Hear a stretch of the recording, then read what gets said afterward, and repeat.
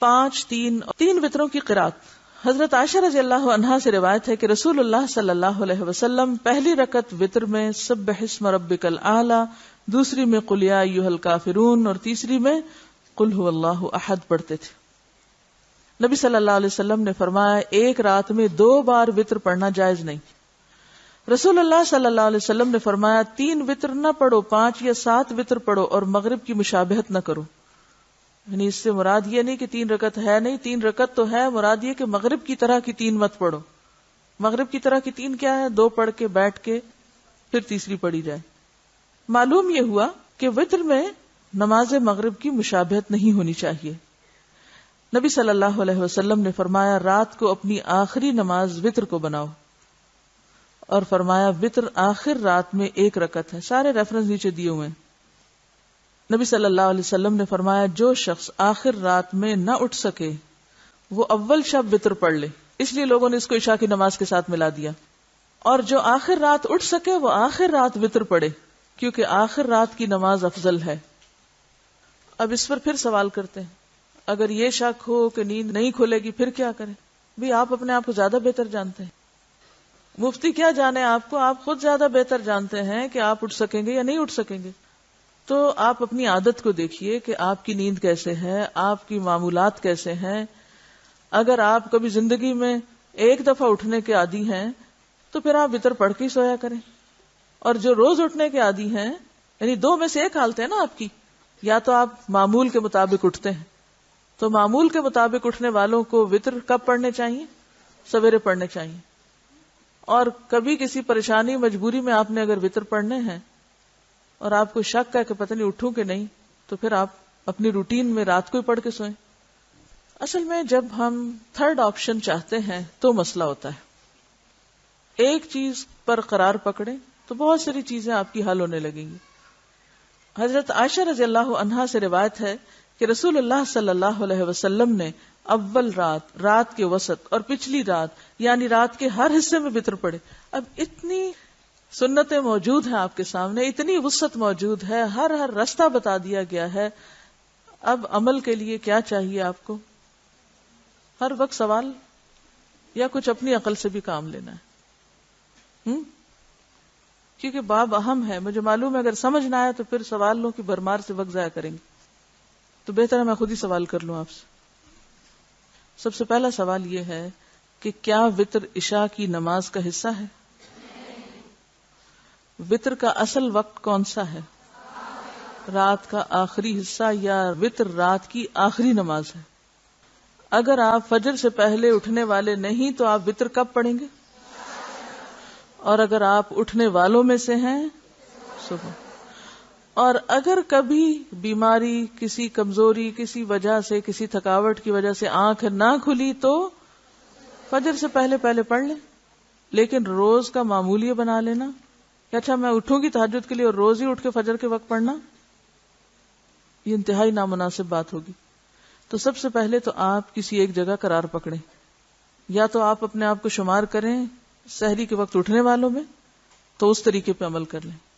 اگر آپ کو پتا آپ روز اٹھتے ہیں اور کسی دن نہیں اگر آنکھ کھلی تو اس وقت کیا ہوتا ہے، اس شخص کے نہ اٹھنے کے باوجود اس کی نیکی لکھی جاتی ہے، کیونکہ اللہ تعالیٰ کو پتا ہے یہ روز اٹھتا ہے، اور اللہ کو یہ بھی پتا ہے آج یہ کس وجہ سے نہیں اٹھ پایا، جان بوجھ کے نہیں، سستی کے مارے نہیں، بس انسان ہے، کمزور ہے۔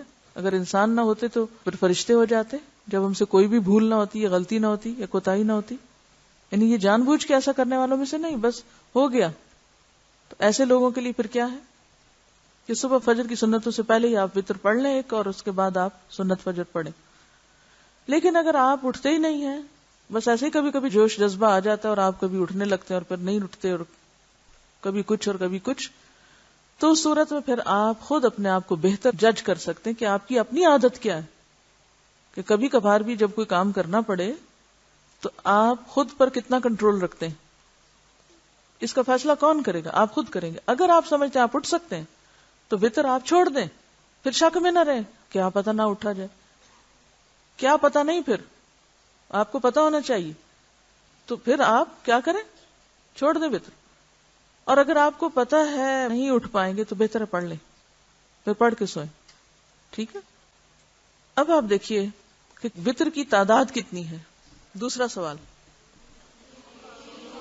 1 3 5 7 9. اب آپ دیکھیے ایک کو آپ چھوڑ گئے جو وتر میں اصل ہے. ٹھیک ہے, عادت نہیں ہے نا ہمیں, اور جن کو یہ عادت ہو ان کو دوسری نہیں ہوتی. جن کو ایک پڑھنے کی عادت پڑ جائے پھر وہ صرف ایک کی سنت پوری کرتے ہیں, نہ وہ 5 کی کرتے ہیں نہ 7 کی کرتے ہیں. ساری سنتیں پوری کرنی چاہیے. پھر اس کے بعد وتر 2 طرح آپ نے پڑھے ہیں. پہلا طریقہ کیا ہے, کوئی بتائے گا آپ میں سے؟ ایک طریقہ یہ ہے کہ 2 رکعت پڑھ کے سلام پھیر کے, اور اگر کوئی بات بھی کرنی پڑے چھوٹی موٹی تو کر کے پھر 1 رکعت پڑھ لی. نیت 3 ہی کی تھی. ٹھیک ہے. دوسرا طریقہ کیا ہے, تشہد پڑھے بغیر ایٹ اسٹریچ آپ تینوں کنٹینیوسلی پڑھ کے پھر آخر میں سلام پھیر دیں. جی, تو کس چیز سے منع کیا گیا ہے؟ مغرب کی مشابہت سے منع کیا گیا ہے. ٹھیک. 5 رکعتوں میں آپ ڈیٹ اسٹریچ 5 پڑھیں گے. اوکے. وتر اول رات بھی پڑھے جا سکتے ہیں, درمیان رات بھی, اور آخری حصے میں.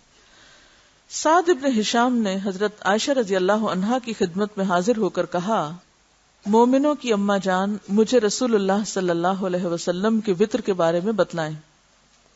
تو عائشہ صدیقہ رضی اللہ عنہا نے فرمایا, میں آپ کے لیے مسواک اور وضو کا پانی تیار رکھتی, پھر جب اللہ چاہتا آپ کو رات کو اٹھاتا, یعنی رات سونے سے پہلے ہی تیار کر دیتی. پھر آپ مسواک کرتے اور وضو کرتے اور 9 رکعت نماز پڑھتے. 7 رکعتوں میں اتحیات نہ بیٹھتے بلکہ 8ویں رکعت کے بعد اتحیات میں بیٹھتے, پس اللہ کو یاد کرتے, اس کی تعریف کرتے اور دعا مانگتے.